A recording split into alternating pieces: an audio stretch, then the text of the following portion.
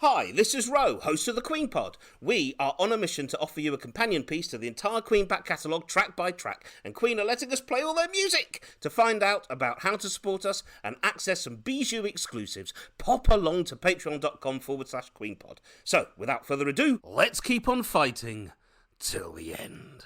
I've paid my dues time after time. I've done my sentence, but committed no crime. And bad mistakes, I've made a few. I've had my shouts and kicks in my bed, but I've come through. Let me go Yes, we might have made a few bad mistakes, but this isn't one of them. It's Queenpod! Welcome, welcome! Play Queen loud! I'm your host, Rohan the Barbarian, with comedian Sooz Kemper. Hello! Hi. Hello, mate. We've got Queen filmmaker Simon Lupton here. Hello. Hello, mate. And, of course, the mighty John Robbins. Hello there. Hello, mate. And joining us for this final ep of these greatest hits minipods, he's done his sentence, but committed no crime. It's our very own producer Giles, a.k.a. Fergus March. Hello, mate. Watcha, how's it going, guys? Nice to be back. Thank you so much for having me on the show. I'm so excited. It's lovely to have you here. Long-term listeners know you as the wonderful producer of the first two Queenpod series, and now moving on to wonderful big things. But we've invited you to join us for this one, and you so kindly said yes. We love having you here, and we're really looking forward to hearing what you've got to say about this epic track. We've been looking at the UK version of Queen's greatest hits.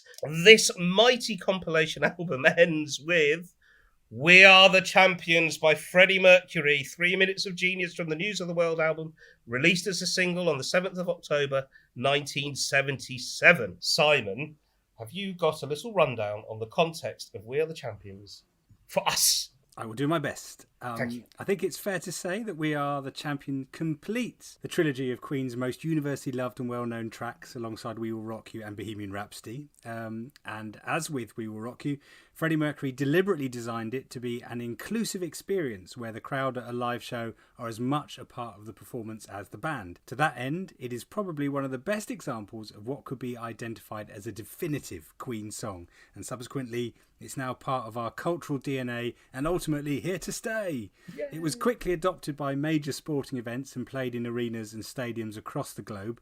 This made Freddie incredibly proud, as that demonstrated the unifying experience he was going for. However, he often commented that the biggest surprise was that no one had come up with another song to supplant it. And interestingly, here we are nearly 45 years later, and it's still the go-to song. You can't top perfection, it would seem. Despite being scientifically proven as the catchiest song of all time, it hasn't all been plain sailing though. To coincide with the 2006 FIFA Football World Cup finals, a cover version by Crazy Frog was released called We Are the Champions Ding-a-Dang Dong, which is every bit as annoying as the title suggests, but went straight to number one in France and stayed there for 5 weeks. Go figure. Fortunately, the song survived, and only last year a version Brian and Roger recorded with Adam Lambert called You Are the Champions was released to recognise the key workers fighting the COVID pandemic. The CD and vinyl release saw the song get to number one spot in the official physical singles chart in the UK. Yes, and can we say we've got quite a few of those key workers listening to this pod. They've written in. It's always lovely to hear from you, and we thank you so much. You are our champions. Thank you. Definitely. You're amazing people. So, of course, the single reached number 2 on the UK charts, losing out to the top spot to The Name of the Game by ABBA. My goodness, eh? Still, another good track. You can't argue with that. Mm-hmm. Giles, Whatcha? I thought this was your favourite. Would you want me to call you Giles or Fergus? What are you? I don't mind. Glad we can put that to bed. So, is We Are the Champions your favourite Queen song? I can't say it's my favourite because I think there are other Queen songs that get me going more or will match my mood on a particular day more. But this is I think there's a really good argument to be made that this is objectively the best Queen song. Ah. Let's hear your argument. Well, it's multifaceted, this argument. So I hope you can stay with me. Okay. However you feel about how it's been appropriated by groups you might consider less than savoury, it is undeniably an incredible end of mission bombasm, right? With hugely uplifting lyrics. It makes sense that it's always the end of their concerts, and a bit less sense, I guess, that it's near the start of News of the World. It's a sigh of relief wrapped in a victorious cri de coeur. And it's alchemical, right? It's crystalline. You can't change it. I tried doing a kind of lounge cover version of it, and it was just redundant. It was awful.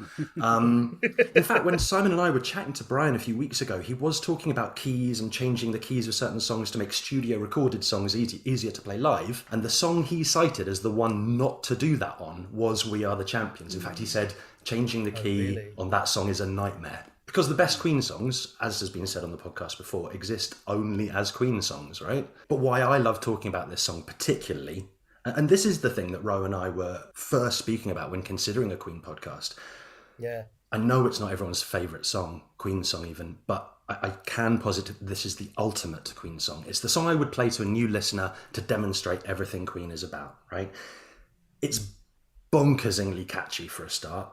Right, this feeds into what Simon was just saying. It's deliberately catchy, and I think that's evidenced by the fact this was the first promo video which involved the fans. Right, is that right, Simon? Mm-hmm. They were sent a copy of the song the day before the shoot, and they all turned up knowing it. I mean, it shows the band's love of the fans, sure, and it's nice that it coincides with the video for this song. But it does genuinely speak to the catchiness of the song, and the ease with which people learn this song is important to understanding it, because it's not a simple riff-based song. It modulates all the time, it jumps keys, it jumps genre, and not every 30 seconds or between verses and choruses. It jumps styles in a moment. That C minor 7th chord to start us off, all jazzy and relaxed, and then turn it up to the natural major on the E flat with this descending bass line to introduce the drama, the change, the conflict between the I've paid my dues, quite downbeat stuff, to the huge celebratory chorus.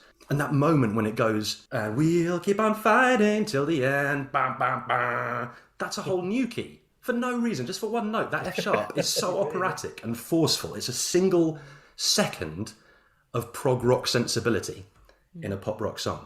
And then we're back into Catchy Town after that, back into the rest of the chorus, right? But the bit I would cite as the most fascinating, and I'd say this conversation was this exact moment is the reason I say that I encourage Ro, and Ro realised it would be a fine thing to talk about Queen in detail ad infinitum in public 2 years ago, whatever it was, is the bit which goes, no time for losers, because we are the champions, right? The first half of that, it's in the major key, and it's a playground taunt done to a playground tune, right? Na, na, na, na, na.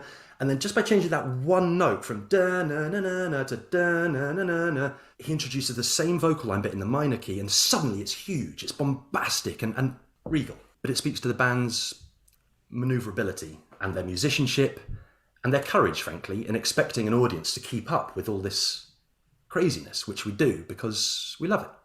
End of rant. Wow, what a great rant!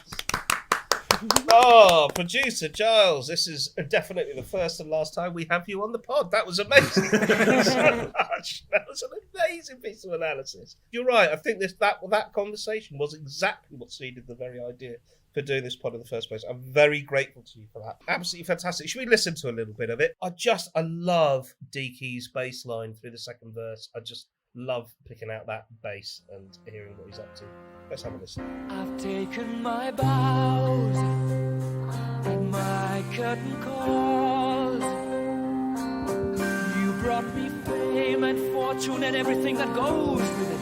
I thank you all, but it's been no bed of roses, no pleasure cruise.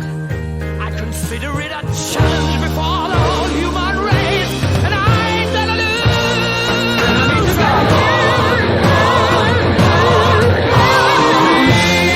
We are the champions, my friend, and we'll keep on fighting till the end. He's amazing. They're all amazing, but Deacon, you just can't underestimate Deacon. Brilliant. What lovely stuff. Sooz Talk to me about We Are the Champions in a way that doesn't repeat anything you've said about it before. Okay.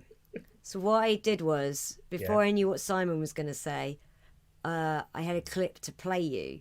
I'm of the opinion that it's really hard to cover Queen unless you just do what the original does, because they already nailed it. Yeah. However, a little guy proved me wrong, and I'd like to play you probably the only Queen cover that betters the original.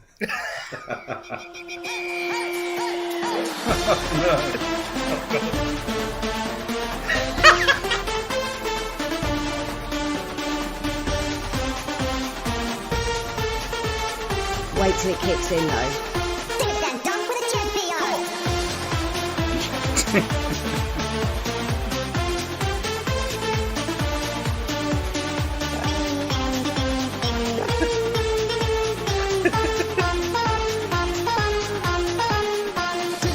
Let's rock that sound. Everybody hear what's going God. down. Ding-a-dang-dong, we reach the top. Time and again from the penalty spot. Ding-a-dang-dong in the stadium. 'Cause it's a goal, we have won. It's probably all you need of that. We are the champions. Ding a It dong rhymes dong and with the everything. champions. I've really missed this, guys. I take it back about what I said about covering We Are the Champions. I take it all back. Sorry, guys. Yeah. I'm proud to prove you wrong. It's light on Crazy Frog though. That's his main. I could have done with a is bit just more saying that. CF. You're right. No, it's because he's willing to stand back and let the Let rest the of the song track do the speak work. for Yeah, itself. let the music. Yeah, exactly. Yeah. He's yeah, not an ego. phenomenal. Wow. So, John, is there any kind of maturity or decorum you can bring to the podcast at this point? We are the champions. Listening to it always makes me sad because it means the gig's going to end. Yeah. Oh. Because it's always the last song at the gig, and Freddie comes out with his crown and his big flag, and I think, I don't want it to end now. Yeah. I want another So it always makes me feel a little bit sad, but great song. There's no other song to end an evening, right, though? Like, I know you don't want the evening to end, but how else could it end? Yeah, well, just do the gig again, but with with deeper cuts. Just do the gig again with Queen 1 and exactly. Queen 2 in their entirety. Yes. Yes, please. And sheer heart attack.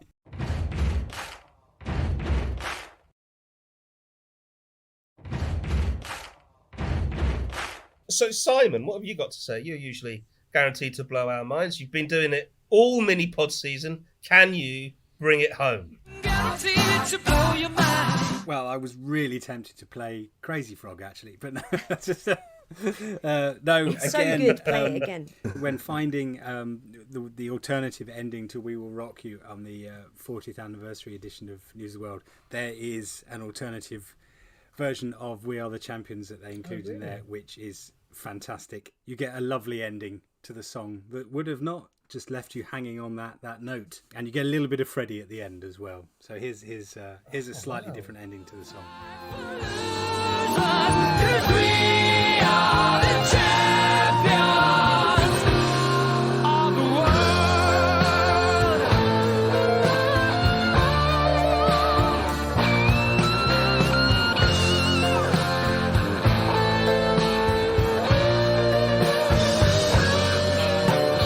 We are the champions. We are the champions. We are the champions.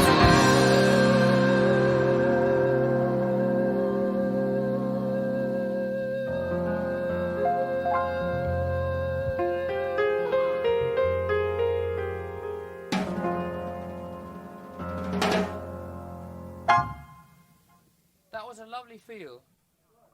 That's exactly how it should be.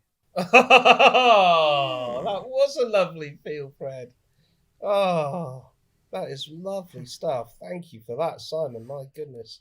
There you go. If you only own the Greatest Hits album, but you want to sound like a proper Queen fan, legit, then you could say to anyone that's passing, I tell you the real champions are Queen. Queen are the champions. There you go. That's what I've done for that one. There we are. Well done. Oh my God, what a rod for my own back I created with that. Thanks for suggesting that, Simon. I got through it. We've done it. We've done You've done them the all. whole of the Greatest Hits album. And as producer Giles pointed out, it does work as the end of an album so brilliantly. And Greatest Hits is a concert of album tracks, and it is so appropriate to finish this immense compilation. So, just out of curiosity, is anyone hearing at the end of Champions? Is anyone hearing Sheer Heart Attack kick in, or you sort of hearing God Save the Queen, or silence, Sooz? I don't think I'm hearing anything. Because the song ends hanging in the air, which is real clever writing, and I think I just hear it hang in the air for 20 years. How about you, Simon? You're just you getting that? I think I am probably hearing God Save the Queen. Yeah. God Save the Queen. Yeah. You the same, John? Well, no, my mum's friends had a copy of Live at Wembley '86 on video that I would watch whenever she went round, and so I just hear her saying, "Come on, John, it's time to go home now." Oh, what a heartbreaking note to finish that whole game on. How sweet. Well. Now, in our Queenpod fan group on Facebook, which you guys should get involved with if you're listening. They're wonderful in there. They're being super geeky about Queen, but in a really fun way. Now, Paul Clark figured out that if each track on Greatest Hits were replaced by the song that came after it on the studio album it's from, you'd have this brilliant alternative version of Greatest Hits, which you could call, I don't know, Latest Hits or Greatest Hits Relief. I don't know. We did side one at the end of Save Me. This is what side two would be like. It would start with Rocket Prime Jive, which comes after Crazy Little Thing Called Love on the game. This is what we've been talking about all series, really. And that's the only time we all agreed that we were hearing the same thing. So Rocket Prime Jive, followed by White Man, followed by In the Lap of the Gods, the I Live My Life for You one, not the reprise. Not revisited. Yeah, exactly, not the Wola La one. Drowse, which is phenomenal. Then Dragon Attack, my God. And then Simon's favourite Queen song, In the Space Capsule, the love theme for Flash. Yes. Followed by Seven Seas of Rye, of course, because it's the end track on Queen 2, so that stands. Followed by We Will Rock You, and Paul has quite cleverly suggested the fast version there, because it opens Life Killers, so yeah, why not? And then you would finish on Sheer Heart Attack. What do you think? It's a decent alternative Greatest Hits album, isn't it? Yeah. Yeah, I think so. Yeah. So, Giles, what's your relationship with Queen been like since you sort of got involved with all this Queenpod caper? Has it changed in any way, or is it kind of pretty much where it was before? Do you know what? This might be a weird thing to say, but I thank God this didn't happen when I was at college. Because you know when you're forced to read a book and really study it and take it apart and learn what it's about and learn it piece by piece, it starts to break down and ceases to be more than the sum of its parts, right? Luckily, being a little bit more grown up than that, it does mean that passing all these songs and frankly editing them, right? Sam's on this now. He'll probably agree. It's quite delightful to edit Queen songs and putting together the Queen the Greatest videos with Simon for the YouTube channel. Like, yeah, they're so awesome. I've learned kind of how to edit and mix Queen, and that can, I'm sure with other bands that would denigrate the experience. With Queen, it only makes it stronger. The more you understand, the better it is. Well said. Yeah, brilliant said. Has it changed the way you think as a musician in any way? If you listen to any of my band's music, you will hear a lot of Queen in it. In fact, the first question ever to appear on this podcast, way back in episode 1, was from a John Worsey in Southsea. That's the guy in the band I'm in. So yes, we are influenced by Queen. New album coming out soon. You'll hear those influences for yourself, everyone. Look forward to the podcast on that album. Maybe season 9 you'll be digging that deep. We're very, very sad to see you go, but we're very, very excited for you, what you're up to. Obviously, you've been doing The Greatest with Simon, which has been amazing. What a brilliant I don't know how you guys keep coming up with stuff for this, and the amount of information you're putting into these 5-minute videos is amazing. But you're doing That's loads of Simon. stuff. Simon conceives of them. I just slap them together. I get the fun bit basically. And weren't you doing something for Ubisoft with Sooz and stuff like that? Is there other Yeah, stuff going on? we did a short series of comedy video gaming shows that Sooz hosted. We had some lovely guests on, like Beck Hill and Luke brilliant. Kempner, is it? You can never heard of him. But that's on a thing called GTV. It's quite a hard channel to find on YouTube at the moment. But it'll be, There's it'll another be around the place. GTVs. There's so many GTVs. Oh no. This one is from Ubisoft. Okay, all right. The Ubisoft video gaming thing called GTV, fantastic. The thing that Sooz is doing is called Cafe XP. Cafe XP, yeah, go check That's that the out, plug. guys. Hmm. Yeah, brilliant. Well, look, man, I just wanted to thank you so much for getting us going so brilliantly over these first 2 seasons. You've been amazing dealing with all the lockdown and all the technical stuff. You've been amazing. You've been so supportive. We all wish you incredibly well for all your future endeavours, and no doubt we'll see you again. You're not going far. I mean, I'm literally playing Dungeons and Dragons with you in a couple of hours. I'm sure we'll have you back on the pod soon enough. But yes, you've been so brilliant. It's been wonderful. We hope you've enjoyed your time with us as well. Oh, that's so nice of you to say. Thank you. Yeah, it's been really, really fun. It's been awesome. You guys are awesome. This podcast can only go from strength to strength. That's what they say, Let's isn't hope it? so. Yeah. Thanks, guys. It's an absolute pleasure. Yay, fantastic. Producer Giles, everybody. Hooray! So, there we have it. We have reached the end of this epic run of Minipods. Hasn't it been fun? A huge thanks to Emily Wiley and Indigo Douglas for producing the Minipods for us, and of course to Sam Easton for editing them. See, Giles, we're doing all right. And we'll soon be getting back to good old 2-hour plus chats for season 3, in which we'll be covering Jazz, the game, and Flash Gordon. Hopefully Live Killers as well, I should think. And maybe Fun in Space. I'm putting it out there. I'd like to do that. Let's see. In the meantime, please stay in touch with us. Make sure that we get all of your feels by emailing us, queenpod@thequeenpodcast.com. You can also comment at the Queenpod on all our social media, which is restricted to Twitter, Facebook, and Instagram. Find us there, please. Go to patreon.com/the Queenpod. We've tried to put so much cool stuff on there for our wonderful supporters there. So do find out how to get there and get a Queenpod badge, let's be honest. There's a lovely community in the listener-run Queenpod fans Facebook group, and make some noise for us. We want to reach more Queenies. So post a review, tell all your friends, and in the meantime, always play Queen loud. Thank you so much. Goodbye, everybody. Bye. Bye. I don't know why I'm waving, they can't see.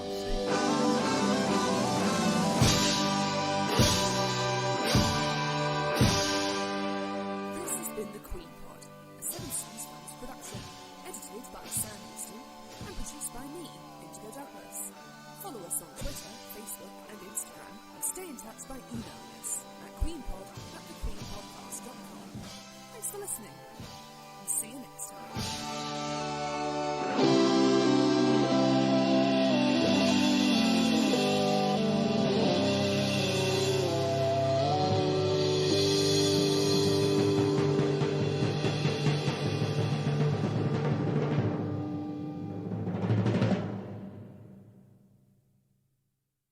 Hey, Sam, Yeah. Giles's sound seems off in that. Yeah, no, there's a couple of issues. What's going on? Was there I heard thumping and... Yeah, it's him. He's making some background noise as he speaks. Like there's Him? Yeah, himself. There's thumping. There's pen clicking. Pen clicking? What do you mean pen clicking? He's clicking his pen quite a lot as he speaks. While he's talking? Yeah, I think I got rid of most of that. Wait, so he's been having a go at me for a whole year about, my microphone technique, laughing too loudly, all that stuff. Yeah. And when he finally gets on the show, he's clicking pens and rustling paper. Yeah, lots of paper thumping his rustling. desk. Yeah, and he didn't record his audio separately, so we had to use the Zoom audio for this one. Wait a minute. Wait. Sorry, that's his system. Yeah. He's the one who told us to record our sound locally so we could have good sound. Yeah, he didn't follow his own system. Yeah, do you know what, Sam? You're hired.